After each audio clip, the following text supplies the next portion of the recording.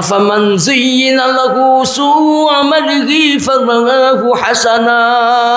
এই বেটারে শয়তানে লাগাল পাইছে, কেনে পাইছে? এই বেটার ইলিম নাই। ইলিম শয়তান থেকে বাঁচার বড় হাতিয়ার। ইলিম শয়তান থেকে বাঁচার বড় হাতিয়ার। এর জন্য ভাই সব খামের আগে কি লাগে? জিকিরের আগেও কি লাগে? ফা'লাম আন্নাহু লা ইলাহা ইল্লাল্লাহ।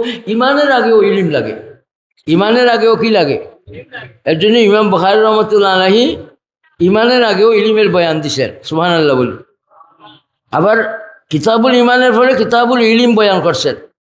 তাহলে ইলিমের বয়ান দুইবার আইল। ইমানের জন্য যে ইলিম লাগে আর আমল করতে যে ইলিম লাগে দুই জাত।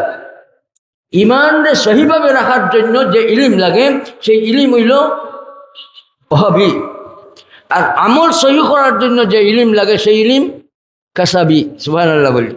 এর জন্য ইমাম বুখারী রাহমাতুল্লাহ আলাইহি বাবু কাইফা কানা বাদুল ওয়াহি ইলা রাসূলিল্লাহ সাল্লাল্লাহু আলাইহি ওয়াসাল্লাম কইয়া ইলমের বয়ান, ইলমুল ওয়াহির বয়ান দিয়া এই কিতাবুল ইমানের আগে ইলমে ওয়াহাবির বয়ান দিয়া বুখারী শরীফ শুরু করছে। সুবহানাল্লাহ। আর সব আমলের জন্য যে ইলিম লাগে সেই ইলিমের নাম ইলমে কাসাবি। এটা আমরা চেষ্টা মেহনত করার মাধ্যমে হাসিল করব। নামাজ, ওযু, গোসল ইত্যাদি কিভাবে সহিভাবে চালানো যাবে।